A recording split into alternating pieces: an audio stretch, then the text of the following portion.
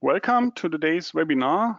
The topic today is stability design in steel construction with RFEM and RSTAB. My name is Andreas Hörold. I'm responsible for marketing and public relations in the Dlubal Software company. For instance, the Dlubal website, press releases, the German and English webinars, etc. I will be the presenter today. My two colleagues will support me with answering your questions. They can introduce themselves. Yeah, hello. I'm also happy to welcome you for the quite interesting topic today. My name is Frank Sonntag and my job is doing sales, trainings and also technical support in the company. So in case of any sales related questions afterwards, just send me an email. I will contact you. Okay. Hello, and my name is Oliver Müller. I'm a product and customer support engineer at Dlubal Software. And today I'm happy to answer your questions during the webinar. Okay, thank you for your introduction. We can switch off the webcams that the attendees can see the full screen. On the right side of your screen, you can open a control panel or a panel where you can ask questions here via chat. Oliver and Frank will answer you. As already mentioned, in the case that we get too many questions during the webinar, and we can't answer them, you will get an email after the webinar. The other way is to watch the entire webinar and then email your question to info@dlubal.com. To the agenda today, the first step is a comparison of the different methods. I use a table here in the PowerPoint slides that you can have a good overview. You can also download the PowerPoint slides after the webinar. I will show you how to do that at the end of the webinar. And the second step is applying these methods using examples. I do that in RFEM using different add-on modules. That's the table. I think it's a good overview about the single methods. We go through that table here line by line. First line, equivalent member design according to 6.3.1 of the Eurocode. Name is uniform members in compression. It's necessary that the component is uniform. You can calculate or design all cross sections, but the load can only be compression. An example would be a hinged column or a compression member, for example. Okay, second line, equivalent member design according to 6.3.2, uniform members in bending. The components must be uniform as well. It's valid for all cross sections, but the load must be or can only be bending about the principal axis. Third line, equivalent member design according to 6.3.3, uniform members in bending and axial compression. Also here, the component must be uniform and it's valid for all double symmetric sections. The loads can be compression, moment or bending about the principal and weak axis. Fourth line, general method according to 6.3.4. This method is also valid for non-uniform components. The cross section must be single symmetric. and the load can be compression and bending about the principal axis Y.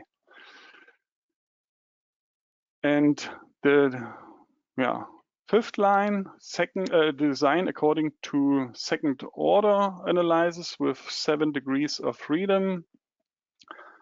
With this method, all components, all cross-section, and all loads, including torsion, is possible, or it's valid for all these conditions. But maybe in additional information, it's necessary to define all the 7 degrees of freedom in the add-on module, and also define local imperfections. But how to do that, I will show you in the program. I will only compare these 3 methods. It's difficult to compare, for example, a column with a bending member, and therefore I compare only these 3 methods. I think the first 2 methods are quite clear. Another overview: necessary add-on modules. You need the add-on module Steel EC3 for all 3 methods. For the equivalent member design and the general method, it's possible to do an elastic and a plastic design. How to define that, I will show you in the add-on module. For the design according to second order analysis with 7 degrees of freedom, the steel warping torsion add-on module is necessary.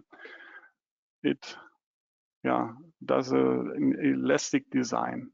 If you want to do a plastic design, you would need the steel plasticity add-on module additionally. Okay, that's all to the overview. We turn to the program RFEM. A simple steel structure. I could only also use RSTAB. It would be the same workflow, but in this webinar I use RFEM. The construction is stiffened in X direction by frames and in Y direction by bracings, here in the roof and in the walls. Okay, there's only one load and one load combination. I apply the load combination because it calculates according to second order theory. That's the default setting in RFEM and RSTAB. You can also change that option, but the default setting is calculation according to second order theory. The loads are only in vertical direction in the first step, and I applied also imperfections here. Okay, then I show you the set of members that I already defined. The horizontal beam of that frame here, I would like to design the first frame here, because in a later step I will add loads in Y direction to get bending about the weak axis. Okay, horizontal beam, column 1, column 2, and another set of member with the whole frame. I will apply that set of member for the general method. For the equivalent member method, I will apply these 3 set of members. Maybe in additional information about the equivalent member method, the application is for straight set of members. The low truss inclination here is not considered here. Okay, I think that's all. We can go to the add-on module. At first, I will apply the equivalent member method. I'll rename the case. Equivalent member method according to 6.3.3. Okay. I select the load combination 1 and I choose here the general settings of the European standard, not any of our national standards, means CEN. Okay, then sets of members. The left column, the horizontal beam, and the other column. Okay, 1, 2, 3. Then I go to the details settings. Here, as you can see, elastic design. If I select that, the add-on module would be an elastic design for cross sections class 1 or 2. We do a plastic design in that webinar. Next,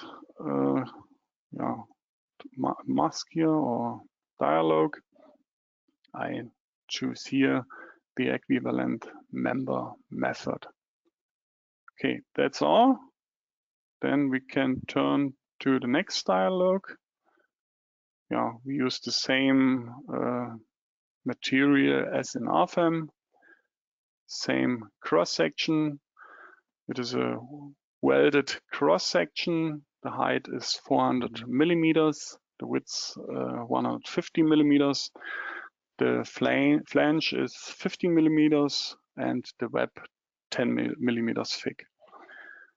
Okay, next dialog, intermediate lateral restraints. Yeah, we would like to apply supports perpendicular to the weak axis set of the cross section. At the end of this member, 2. At the end of this member, 3. And at the end of member 4. Okay, to do that only one time, I check here, set input for members number 2 to 4. And then I can select here the lateral restraint. 1.0 means at the end of the member.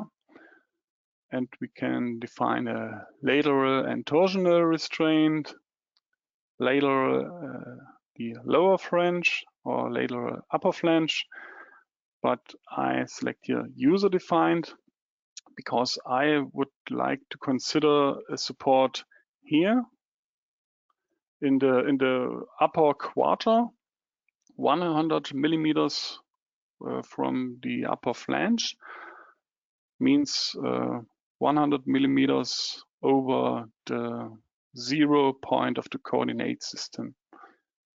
Okay, I uncheck here the restraint about axis X. We would like to define only a support in Y direction. And here an eccentricity minus 100. Okay, it's defined now for all 3 points. That's all. Effective length. First line is the horizontal beam, and second line and third line the 2 columns. For the columns, I can leave the buckling length as the member length because I defined imperfections on them, and calculate according to second order theory. Now, that's a valid rule. What I need to do is to define here another buckling length. I enter here 0.25, and now the buckling length about axis Z is divided by 4, and now it's only 3 meters. The 1.0 here means a lateral and a torsional restraint at the end of the member or of the set of members. Okay, that's all.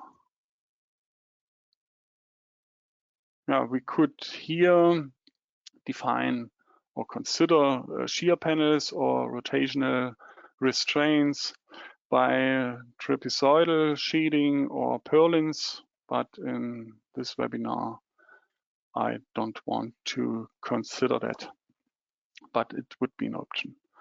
Okay, then I calculate all. We get a design ratio of 65%. Go to the graphic. That's the design ratio, the horizontal beam and the columns. Okay, then we choose here a new case, and I name it general method according to 6.3.4. Okay. Same national annex, same load combination, but this time for the set of member, I choose the whole frame. In that case, I will define the supports here at the single points. Okay. Detail settings. Yeah, we do a plastic design, and for the stability analysis, we apply the general method. Okay, we can skip that dialogues. We can also skip the intermediate lateral restraints. We define all here in the set of members. So we start. I click that here, local coordinate system. And we start with the column basis, lateral support in Y direction. That's okay, but rotational restraint about axis Z.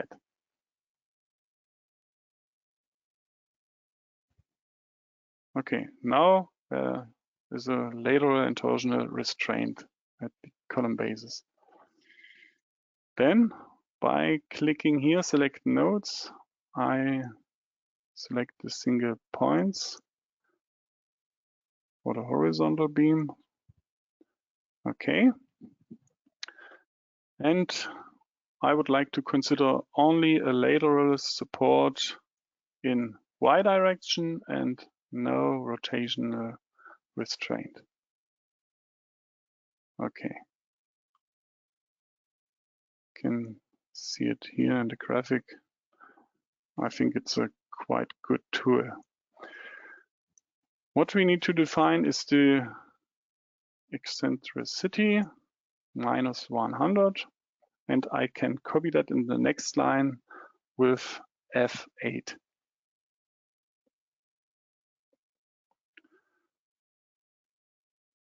Okay, next dialog. We don't need to define anything here. We defined all in the set of members, as the nodal supports. Also here, I can calculate all. Okay, I get the design ratio of 68%. we can take a look at the mode shapes.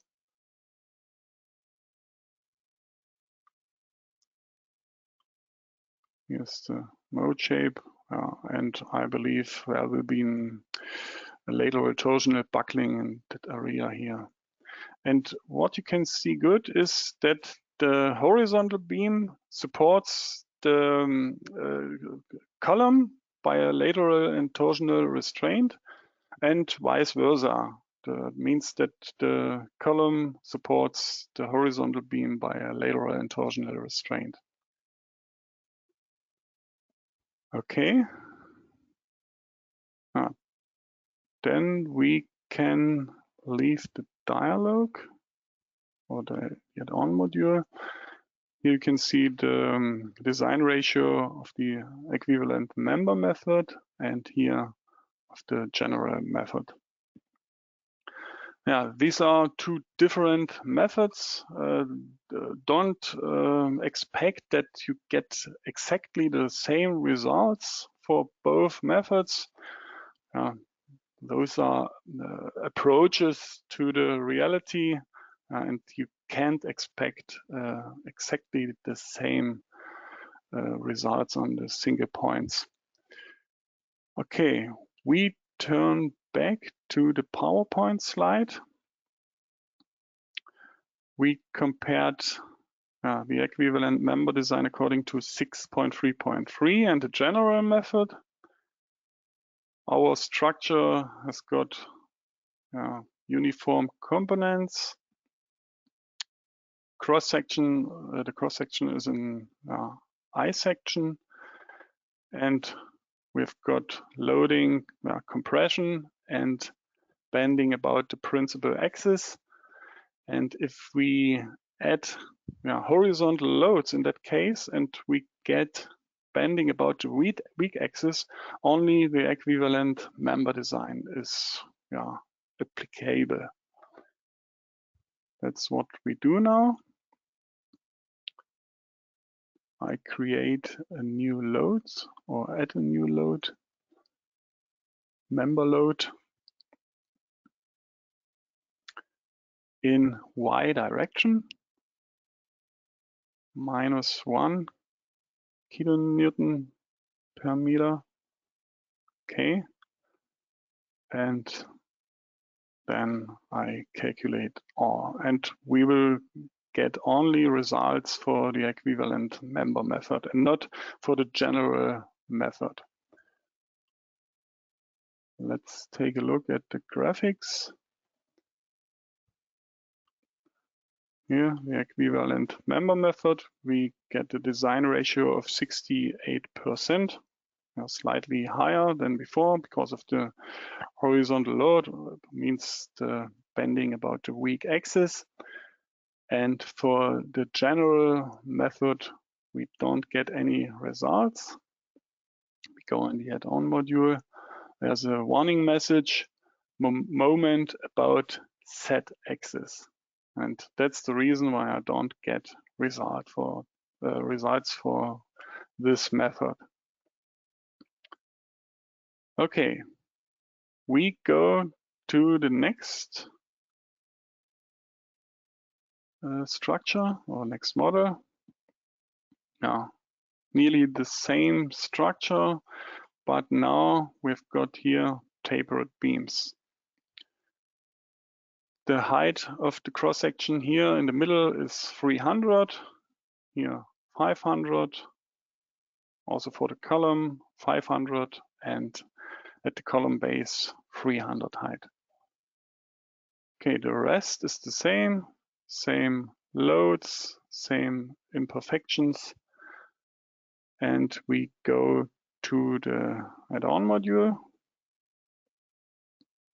But before I enter here anything, I go back to the PowerPoint slide. Now we've got non-uniform components, and therefore we can only apply the general method and not the equivalent member method. Okay, back to the program. Same settings, load combination, CEN here, set of member 4, the whole frame.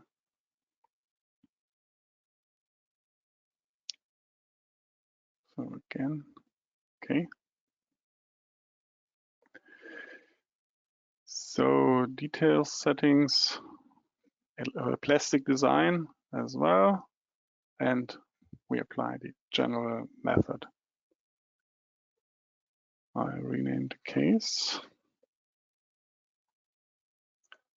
General method according to 6.3.4. Okay. Then next, we can skip that again. Cross section. Now, as I mentioned, we have now different cross sections. The height of 300 in the middle of the horizontal beam at the column base, and at the edges of the frame, height of 500 millimeters. Okay, next dialog, we can also skip that. Then we define the nodal supports again. Rotational restraint about axis Z. And then for the horizontal beam, the same workflow as before.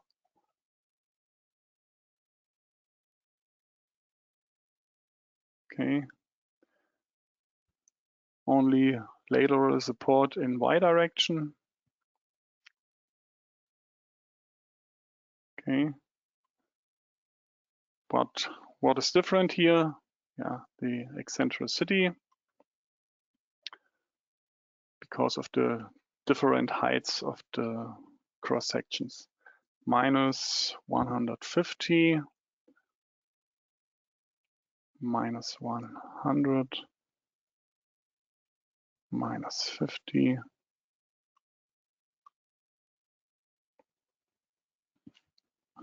minus 100, minus 150. So that's all. We can skip that dialog and also that dialog, and we can calculate all. So we get a design ratio of 71%. Take a look at the mode shape. Now, a similar mode shape as before.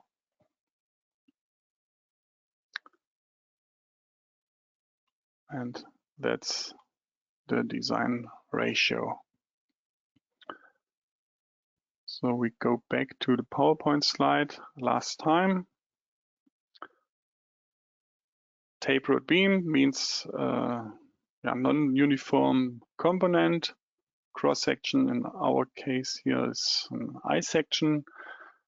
At the moment, we've got compression, and My means about the principal axis. And if I add bending about the weak axis, then the general method is not applicable anymore. Okay, that's what we try.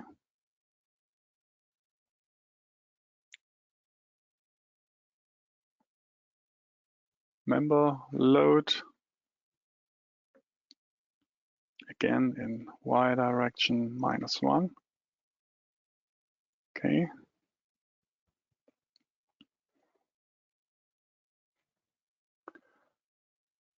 And now we get the same warning message.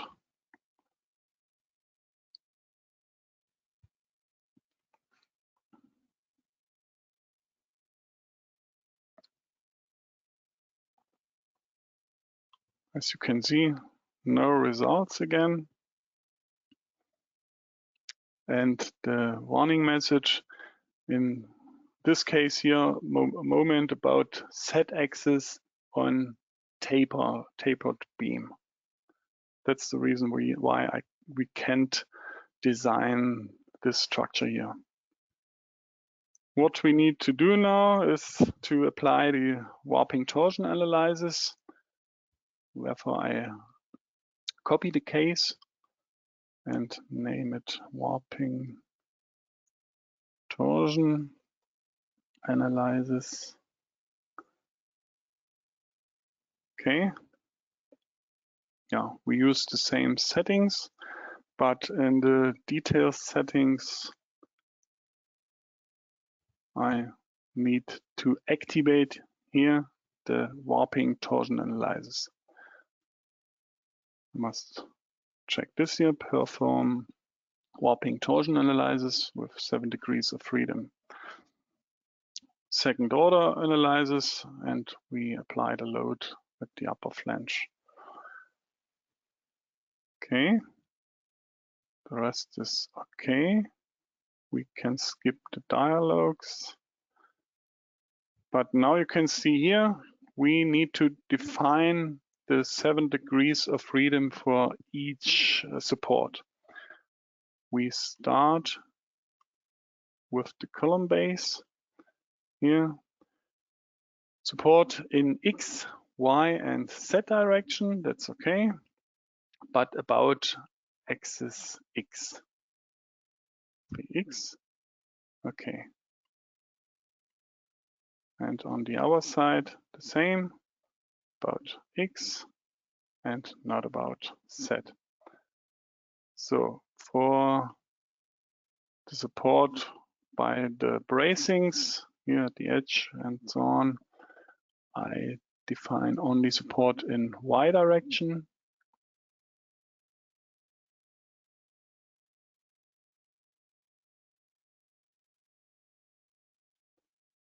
Okay. And since we copied the case, the eccentricities are correct. So we can skip that. But we have to enter imperfection here, means a pre-camber. I go back to the PowerPoint slide.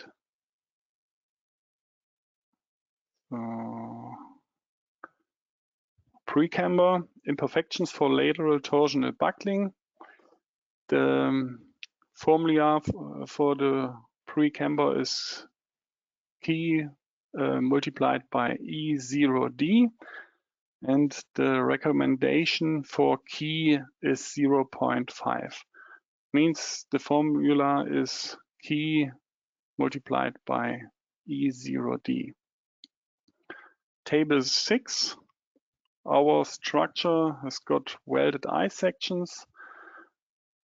H to B is larger than 2 in our case. Therefore, we need to apply the buckling curve D. Next table, table 5.1, buckling curve D. The warping torsion analysis is an elastic design, as I already mentioned. Therefore, we need to apply not L divided by 150, but L divided by 300. Because of the formula 0.5 multiplied by E0D. L divided by 300. Go back to the program, 300, and calculate all.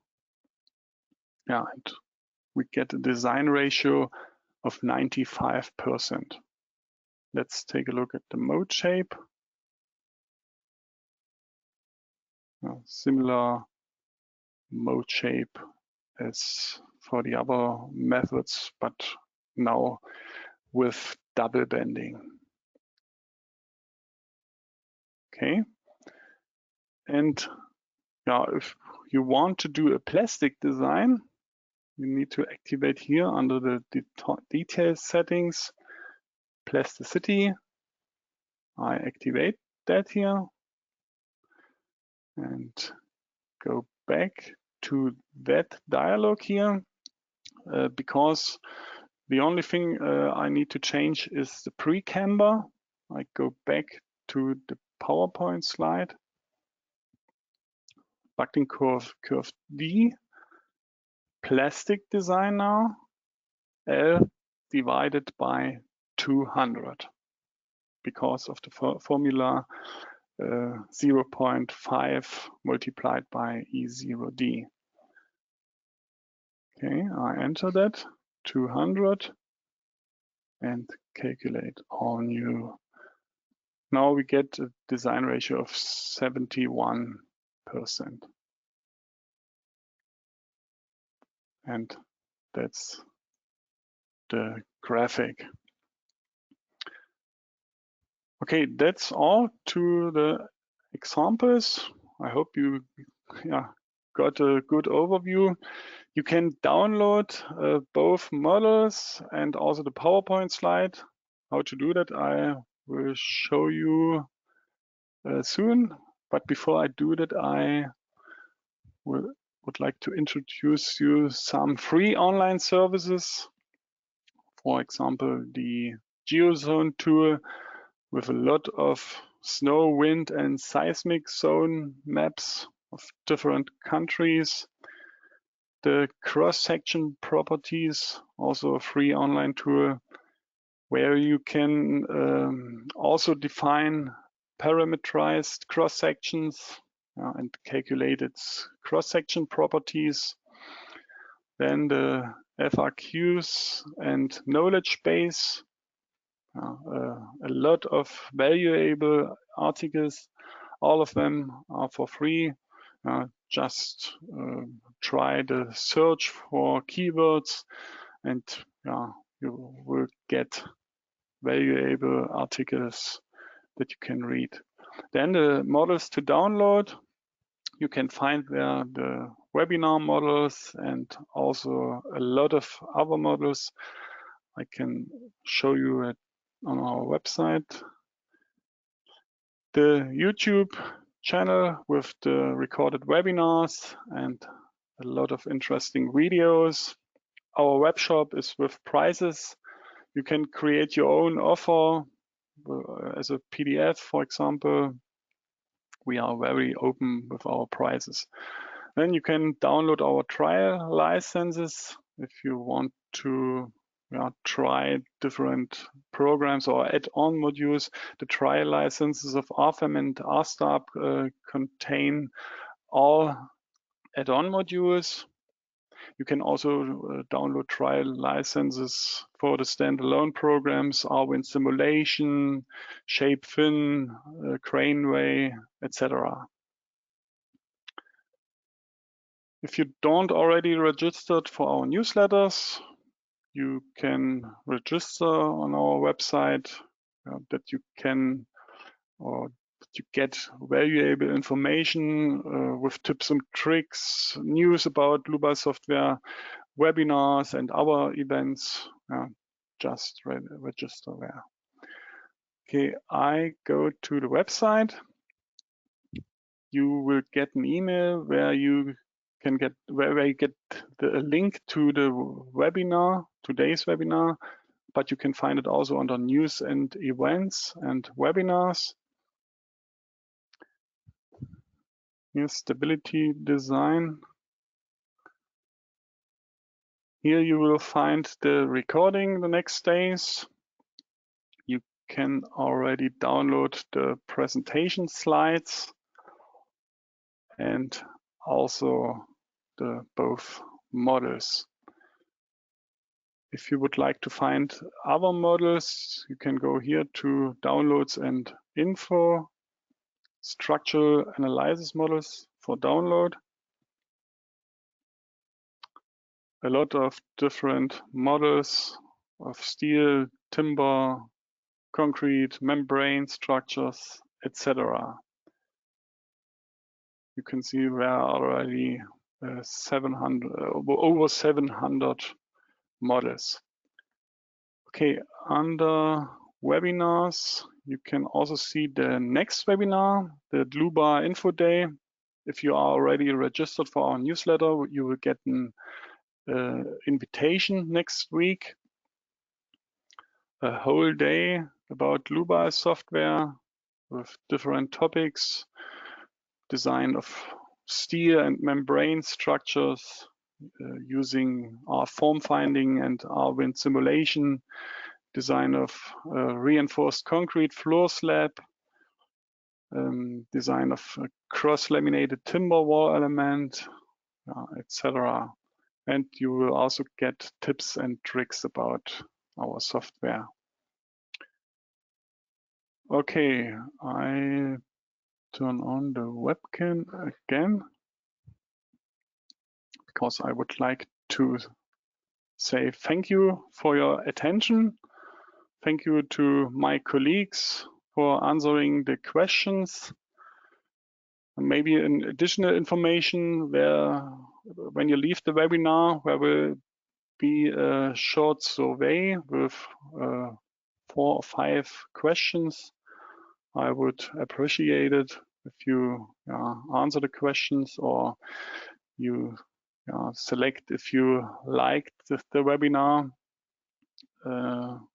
The worst score is 1 and the best score is 5. That's maybe an important information. Okay, then thank you for your attention. Have a nice day. Yeah, and bye-bye.